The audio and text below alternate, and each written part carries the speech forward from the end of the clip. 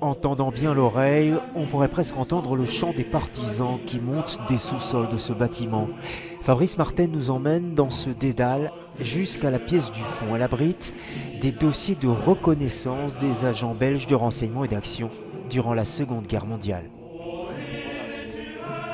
Donc la sûreté de l'État belge à Londres a commencé à établir des dossiers sur toutes les personnes qui contribuaient, qui participaient au service de renseignement et d'action en Belgique occupée pendant l'occupation nazie en 1940-1944. Ils ont commencé à faire ça à Londres, quand ils étaient à Londres.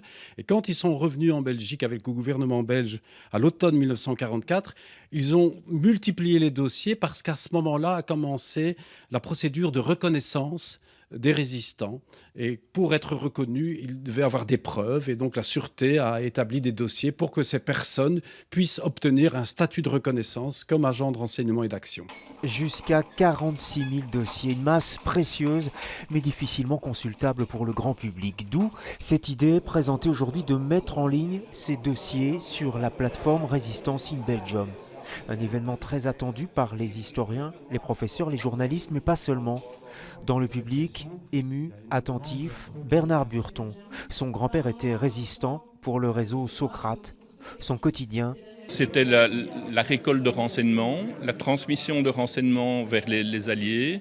Par exemple, mon grand-père faisait jouer ses enfants qui étaient très jeunes au-dessus d'un pont de chemin de fer et par jeu, il leur demandait de noter le transfert d'armes, de chars, etc. par les chemins de fer. Et il lui transmettait ça vers les Anglais qui en tenaient compte pour des opérations suivantes. Léopold, Raymond, Octave, mais aussi Jeanne ou Louise, tous ces héros ordinaires, cette armée des ombres qui aujourd'hui, grâce à ce site, trouve enfin un éclairage exemplaire à l'heure où la guerre piétine à nouveau aux portes de l'Europe.